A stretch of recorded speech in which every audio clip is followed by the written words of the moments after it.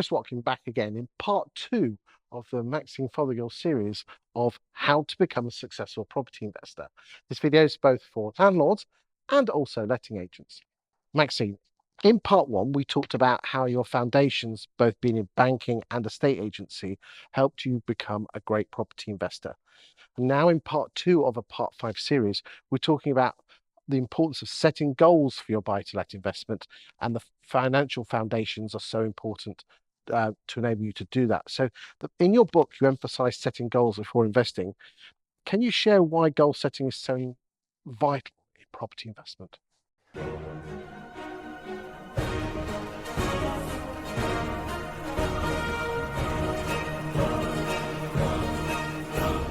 Yes, goal setting is one of the most crucial key things that you need to do. You can't just go and decide one day that you're going to become a property investor, because you've got to think about where are you going to buy, what's going to give the best returns, what's actually happening in your area. So there's a lot of things that you need to do in the first place, a lot of research that you need to do. And then when you've made those kind of decisions as to where you think is going to be the best place, then you need to do even more research. Well, let's start with where is. Most people buy what they know, which is local to them.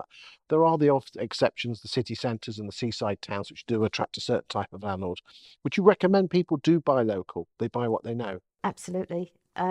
All of our properties are relatively local to us. When we started, the first properties that we bought were literally 5 minutes up the roads, and then we went into Gravesend, which at the time had a new station that was being built, Ebbsfleet Station, International Station. There was so much going on. There was John Prescott at the time, and he talked about the Garden City, Ebbsfleet Garden City, with the 30,000 homes. I think they're practically built now. The whole area has completely changed. But that was because I did my goal setting and I did my research to find out what was going to be the best area. And consequently, I started my business in that area as well.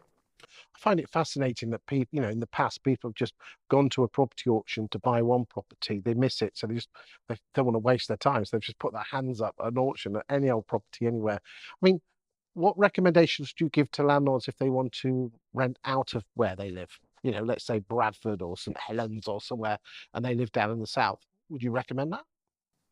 Well, they would need to make sure that they change their mortgage product if they've got a personal mortgage, because actually it's a criminal offence to let out your own property if it's got a mortgage on it. I'm talking about the one they want to buy potentially. They want higher yield, and they've heard that higher yields are better in the north, say, than the south. So I mean, and is it a case of just jumping in the car and spending a couple of days with letting agents and talking to them?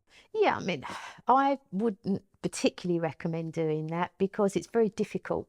If you are going to just jump in the car and then go and meet all the local estate agents and buy in Bradford, and you live in Kent, for instance, you can't see it, touch it and feel it. And if the what's name hits the fan, yeah, that's the beauty of buying local, isn't it? Well, I also say to people, and I say it in the book, the importance of relationship building. It's not just about going through the portals late at night and deciding, which property looks quite nice and I'll go and see that. It's actually getting yourself in your car and actually going and meeting the agent. Building those relationships is absolutely key. Why do you think landlords don't, or potential landlords don't, engage with letting agents and say, what would you buy? They used to. When I first started, we didn't have the portals. We didn't have the internet. It was a local newspaper, and so people used to come into our office. Now they don't. It's very much based on what goes on through the internet, through the portals.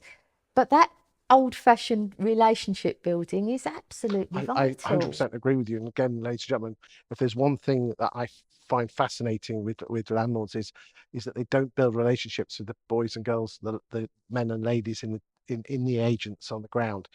If you had X, what would you buy?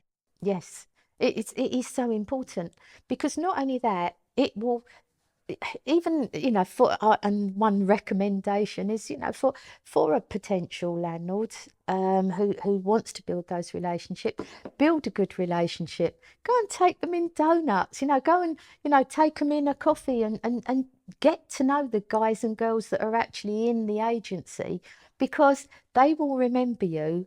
And if a deal suddenly falls through or something comes up on the market and it's going to be hot off the press, they will think of you first, especially if you've already got all of your finance in place and you're ready. They'll be wanting to make that sale and they'll want to be making that call to you prior to anybody else. So you could be opening up that door very quickly to good investment. That's a nice segue into sorting out your finances. What advice would you give about preparing your financial foundations before you start looking? Make sure that you've got money in place. So having really good tax advice, making sure that you've set up the right vehicle in the first place. I mean, for me, my book is very much about the mistakes that I made to try and help people to avoid the mistakes that are common mistakes, to be totally honest with you. I was green. I didn't really know what I was doing when I first started, but I've learnt by those mistakes. So I've actually included them into. So speak with an accountant. What about a solicitor? Yes, try and get a good solicitor in place. If you don't know of any solicitors, if you build up that good relationship with the agent, they will probably be able to recommend a good solicitor for you. Would you go to an accountant first? I mean, surely the accountant is your first port of call, because they're the ones that will give you advice on the tax. You'll obviously need a solicitor just to do some of that action points. What sort of questions would you be asking an accountant to see if they had were what's the word I'm trying to say, that they were proficient in buy to let? Well, you'd be asking other landlords, to be totally honest with you. So your foundations are really going to the local landlord forums, joining up the NRLA. They're So that's the brilliant. National Residential Letting Yeah, Association. Do they have like regional they do. They have regional meetings and they have national conference. And going along and speaking to people, that's the best thing that you can do. Try and link in with other like-minded people. Find out where all your local landlords forums are held, and they are often quite a few that you might not know of. You speak to somebody and then they'll suddenly tell you, oh, this is going on, that's going on. That's where you'll do your best learning. And people love their opinion to be asked, don't they? Yeah, they do. Yeah. But you do get a lot of advice. And then the third thing, of course, is finance. So make sure that you've got a really good mortgage broker. I have been through quite a few mortgage brokers over the 25 years. And right now I'm working with a brilliant firm of mortgage brokers, actually through the National Landlords Association, through the NRLA. And they offer really, really good deals. They have got whole of market, and they do give you the time and effort. So they will literally go through everywhere. But also their brokerage fees are really good. So make sure that you've got a really good relationship with your mortgage broker. They will want to know everything.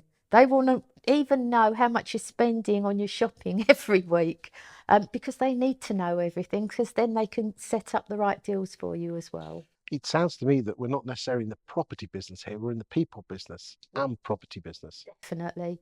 It's so many people actually have stopped picking up phones and just rely on portals.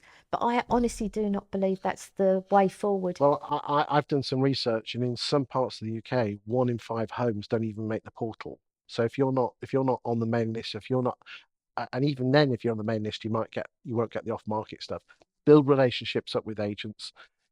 Don't rely on the portals. You'll get some cracking deals, won't you? Yes, definitely. Yeah. Well, that's the end of part 2, Maxine. Part 3, we're going to talk about finding, negotiating, and securing a property. So I'll see you on part 3. Okay, thank you.